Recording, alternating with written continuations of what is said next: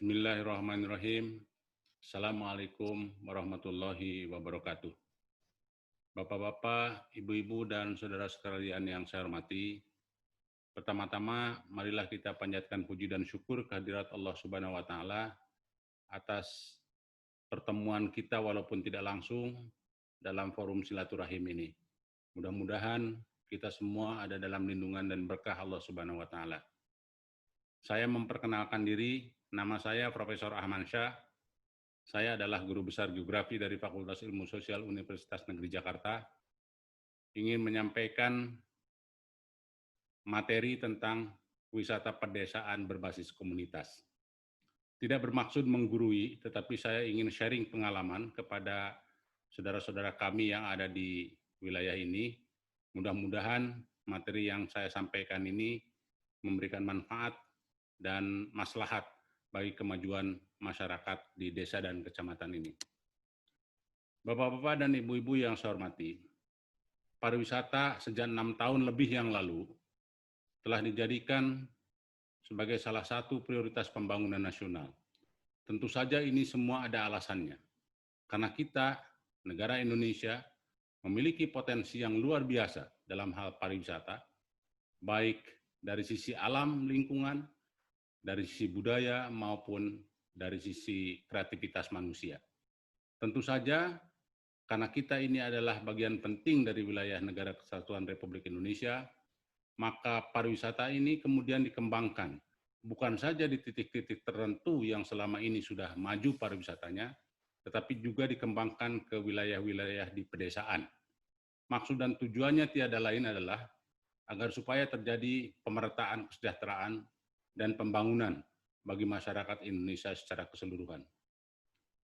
Bapak-bapak dan ibu-ibu yang saya hormati, beberapa keunggulan pariwisata itu sebenarnya ada 4. Pertama, pariwisata itu mudah membuka lapangan kerja, atau bahasa asingnya disebut dengan projob.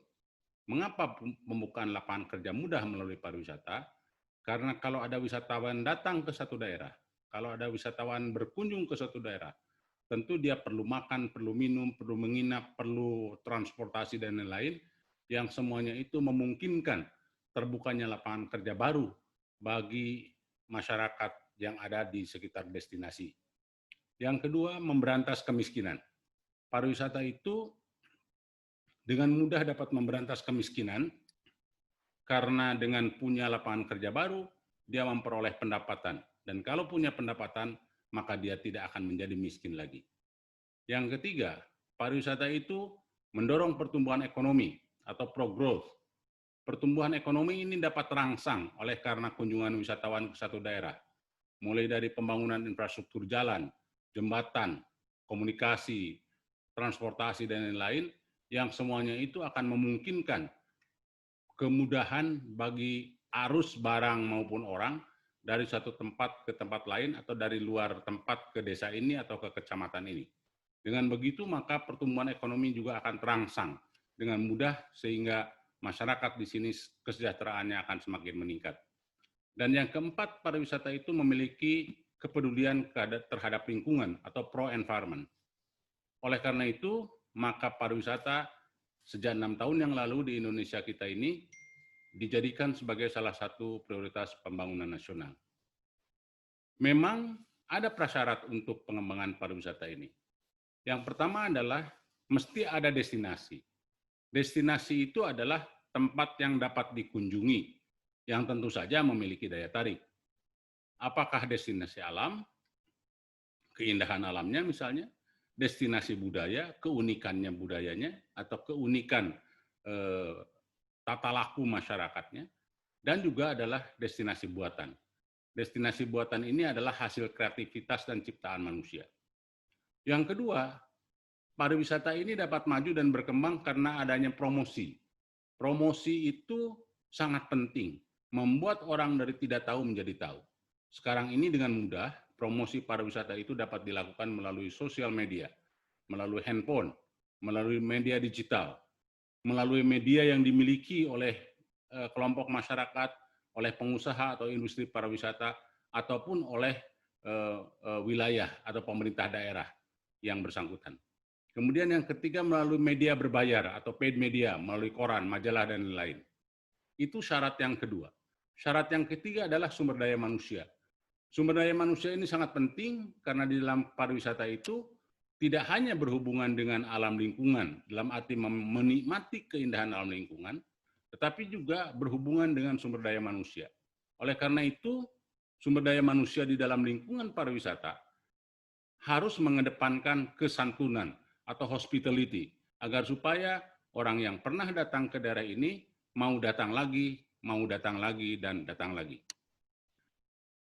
Selanjutnya, Bapak-Bapak dan Ibu-Ibu yang saya hormati, potensi pariwisata di wilayah pedesaan, termasuk di wilayah ini, tentunya ada beberapa variasi, mulai dari keindahan alam, ada wisata sungai, ada wisata irigasi, mungkin juga ada wisata danau, ada wisata pertanian, ada wisata perkebunan, mungkin juga ada wisata perikanan, dan sebagainya.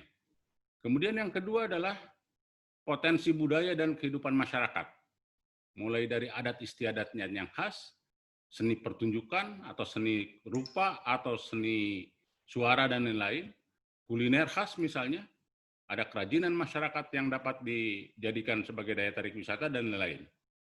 Kemudian yang ketiga, potensi itu bisa juga berasal dari wisata buatan sebagai hasil kreativitas manusia yang ada di lingkungan masyarakat ini. Nah, oleh karena itu maka sekarang ini wisata pedesaan menjadi salah satu ikon baru, salah satu daya tarik baru. Wisata pedesaan ini sebenarnya adalah kegiatan wisata yang menjadikan situasi dan kondisi kehidupan desa sebagai destinasi wisata. Tidak semua orang memahami kehidupan desa. Sebenarnya kehidupan desa ini memiliki keunikan, memiliki kekhasan, memiliki daya tarik. Dan bagi orang-orang yang tidak pernah mengetahui secara mendalam tentang kehidupan masyarakat di pedesaan ini, tentu saja ini merupakan sesuatu yang menarik dan mengesankan bagi mereka. Sekarang ini di beberapa tempat di luar Jawa seperti di Bali, di Lombok, dan lain-lain, wisata pedesaan ini menjadi sesuatu program, sesuatu kegiatan yang memang diminati oleh wisatawan. Nah, tentu saja ada prasyarat lain yang nanti saya akan bahas pada slide berikutnya. Saudara-saudara sekalian yang saya hormati, dalam program nasional pembangunan pariwisata, ada yang disebut dengan desa wisata. Desa wisata itu ialah wilayah desa yang menjadikan pariwisata sebagai salah satu prioritas pembangunan dan kehidupan masyarakatnya yang didukung oleh potensi alam, budaya, buatan, dan sumber daya manusia. Tentu saja, istilah desa wisata ini adalah sebutan bagi sesuatu daerah, sesuatu desa yang menjadikan pariwisata itu sebagai salah satu prioritas di dalam upaya untuk menyejahterakan dan memajukan masyarakatnya. Nah, di dalam hal ini harus ada keterpaduan antara potensi dari alam lingkungan, budaya yang dimiliki oleh masyarakat, dan hasil kreativitas manusia serta potensi sumber daya manusia itu sendiri. Nah, ada beberapa langkah atau strategi menuju desa wisata berkelanjutan. Pertama, kita harus melakukan analisis potensi. Apa saja potensi yang dimiliki oleh desa ini, mulai dari alam, budaya, dan manusia atau buatan. Mengapa perlu dilakukan analisis? Sebab belum tentu sesuatu yang ada di sini dianggap tidak menarik bagi orang lain. Sesuatu yang sederhana bisa menjadi daya tarik utama. Sesuatu yang kita anggap simpel bisa menarik wisatawan dari luar. Oleh karena itu perlu dilakukan satu proses yang disebut dengan proses analisis potensi. Analisis potensi ini menyangkut potensi alam, potensi budaya yang unik dan memiliki daya tarik, kemudian juga potensi kreativitas manusianya yang memungkinkan melahirkan destinasi buatan. Oleh karena manusianya yang kreatif dan inovatif. Yang kedua, strategi yang perlu dilakukan itu adalah konsolidasi. Kita harus melakukan konsolidasi dengan orang lain, dengan daerah lain, dengan industri pariwisata atau pengusaha di bidang pariwisata, atau dengan para ahli yang memiliki kapasitas, memiliki kemampuan di bidang pariwisata.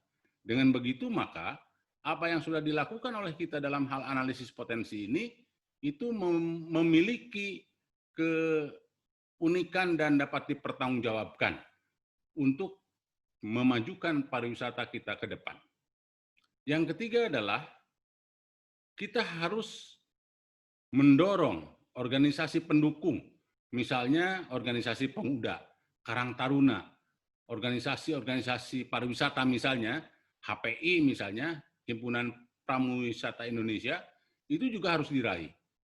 Dan tentu saja organisasi ini nanti harus mampu melakukan kaderisasi. Kalau misalnya sebagai contoh, HPI atau Himpunan Pramuwisata Indonesia yang mengorganisasikan para pemandu wisata yang ada di Indonesia ini terjun ke wilayah ini, ke daerah ini, maka hal yang harus dilakukan ialah mereka diminta untuk melatih dan mendidik para pemuda yang ada di sini agar supaya mereka memiliki kemampuan, memiliki skill, memiliki keterampilan dalam hal kepemanduan wisata. Kemudian strategi yang keempat adalah melakukan sosialisasi.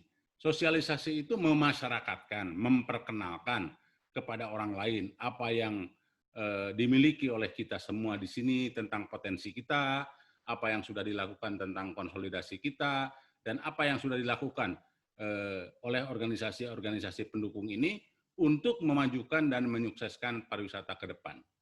Kemudian yang kelima adalah promosi. Promosi itu pemasaran, memasarkan, memperkenalkan kepada orang. Belum tentu sesuatu yang saya katakan tadi sederhana, menurut pendapat masyarakat lokal di sini, tidak menjadi daya tarik bagi masyarakat luar atau bagi wisatawan yang berasal dari luar daerah kita atau bahkan dari luar negeri atau luar Indonesia. Dan yang keenam adalah kita harus melakukan koordinasi agar supaya langkah-langkah yang sudah dilakukan oleh kita ini memiliki keterkaitan dengan rencana atau program pembangunan yang lebih jauh tentang kepariwisataan ini ke depan. Bapak Ibu yang saya hormati, pembangunan desa kita ini harus berkelanjutan. Mungkin orang bertanya, apa yang disebut dengan pembangunan desa berkelanjutan ini? Sebetulnya sangat simpel. Pembangunan desa berkelanjutan itu cirinya hanya dua. Supaya mudah diingat maksudnya. Yang pertama-tama adalah masyarakatnya maju. Jadi maju ekonominya, maju pendidikannya, maju pendapatannya, maju segala macamnya dari sisi kehidupan manusia. Dan yang kedua adalah sejahtera. Jadi kata kuncinya yang pertama itu adalah masyarakat maju dan yang kedua sejahtera. Kemudian masyarakat maju dan sejahtera ini didukung oleh lingkungan hidup kita yang terjaga. Airnya terpelihara, tidak tercemar, hutannya tetap terpelihara, ruang terbukanya tetap terpelihara, dan lain-lain dan lain-lain. Jadi kata kunci daripada pembangunan desa berkelanjutan ini sebetulnya hanya apa yang saya sebutkan tadi, yaitu masyarakat maju dan sejahtera, kemudian yang kedua adalah lingkungan masyarakatnya, lingkungan hidupnya yang terjaga. Nah, kalau masyarakat maju dan sejahtera, kemudian lingkungannya terjaga, maka itulah hakikat dasar daripada pembangunan berkelanjutan, termasuk pembangunan desa yang berkelanjutan. Bapak, Ibu, dan hadirin yang saya hormati, di era kenormalan baru ini, memang pariwisata ini mengalami penurunan, terutama dalam aspek kunjungan wisata. Lalu apa sebetulnya yang harus dilakukan untuk mempersiapkan masa depan, terutama apabila suasananya betul-betul sudah normal kembali, betul-betul sudah kembali kepada situasi yang situasi yang tanpa penyakit, situasi yang tanpa pandemi, maka menurut hemat saya, kita harus mampu melaksanakan kembali apa yang disebut dalam pariwisata itu sabta pesona. Jadi 7 pesona. Yang pertama, jagalah keamanan daerah ini. Jaga keamanan di tiap destinasi yang ada di sini. Aman itu bukan hanya dari aman dari penjahat, bukan. tapi juga aman ke lingkungan, aman dari penyakit, aman dari gangguan-gangguan lain. Sehingga semua orang itu merasa hidup di desa ini, hidup di kecamatan ini, hidup di daerah ini betul-betul safe, betul-betul tidak punya rasa takut terhadap apapun. Karena memang setiap manusia, setiap pribadi, setiap keluarga, setiap kelompok masyarakat bekerja sama dengan pemerintah daerah selalu mengedepankan rasa aman ini. Aman ini penting. Kalau orang merasa aman, maka dia akan merasa nyaman. Dan rasa nyaman ini penting juga bagi upaya untuk memupuk semangat dan memajukan kehidupan manusia. Yang kedua adalah menjaga ketertiban. Tertib ini penting. Kita ini cenderung kehidupannya itu sekarang ini, terutama di kota-kota besar, agak tidak tertib. Misalnya dalam hal berlalu lintas tidak tertib, dalam hal melaksanakan kewajiban tidak tertib, dalam hal mengikuti perintah atau mengikuti ajakan pemerintah juga tidak tertib. Nah, oleh karena itu, mulai dari desa ini, mulai dari kecamatan ini, kita harus memelopori ketertiban sebagaimana saya sampaikan tadi. Yang ketiga adalah kebersihan. Kita harus memelihara kebersihan. Jangan sampai kebersihan ini menjadi sesuatu yang berat untuk dilakukan. Ada anekdot yang sering dikemukakan oleh para ahli, kita ini senang bersihnya untuk rumah sendiri saja. Buang sampah sembarangan itu tidak dipikirkan. Jadi bersihnya itu hanya untuk kepentingan diri sendiri. Sementara itu, buang sampah sembarangan itu tidak menjadi pemikiran. Karena biar saja tempat orang lain kotor, asal di rumah sendiri bersih. Nah, prinsip bersih seperti ini tentu salah. Prinsip bersih seperti ini tidak mendukung untuk kebersihan lingkungan secara keseluruhan. Yang keempat adalah memelihara kesejukan.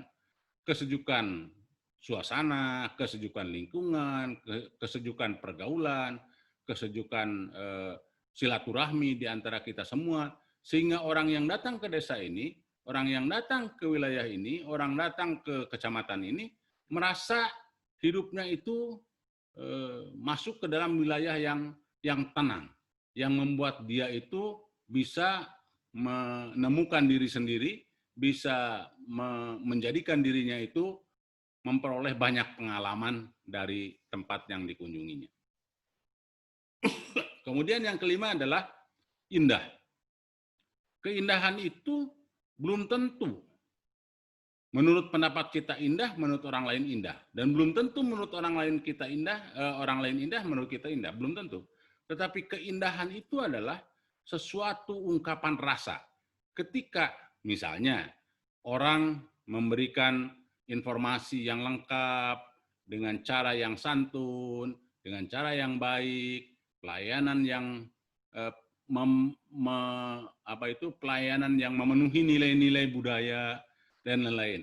Orang akan merasa dia itu masuk ke dalam satu lingkungan yang dirasakan oleh dia itu begitu indah. Kehidupan masyarakat di sini pasti bisa melakukannya agar supaya keindahan ini, keindahan alam, keindahan budaya, keindahan pergaulan, keindahan perilaku itu dapat dipelihara bersama-sama. Kemudian yang keenam adalah keramah tamahan. Dalam bahasa orang itu ramah tamah itu menjadi sesuatu modal dasar. Kita ini masyarakat yang ada di wilayah Indonesia, terutama di wilayah Provinsi Jawa Barat, memiliki nilai-nilai budaya yang sangat santun, memiliki nilai-nilai keramah tamahan yang sangat tinggi, memiliki nilai-nilai yang bisa menjadikan orang lain itu merasa dihormati.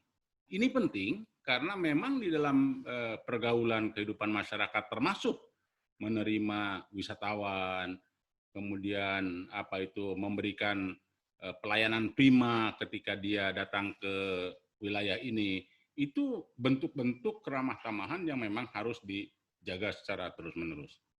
Dan yang ketujuh adalah kenangan.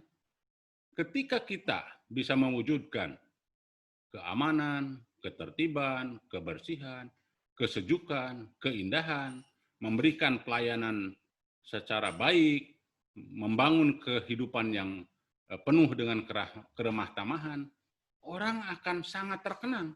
dengan apa yang ditemui ketika dia berkunjung ke desa ini, atau ketika orang berkunjung ke wilayah ini, ketika orang berkunjung ke kecamatan ini.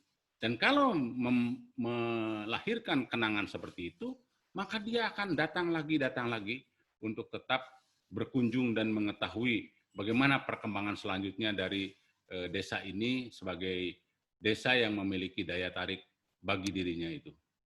Itulah Bapak Ibu yang saya hormati, paparan yang dapat saya sampaikan. Mudah-mudahan bermanfaat bagi kita semua.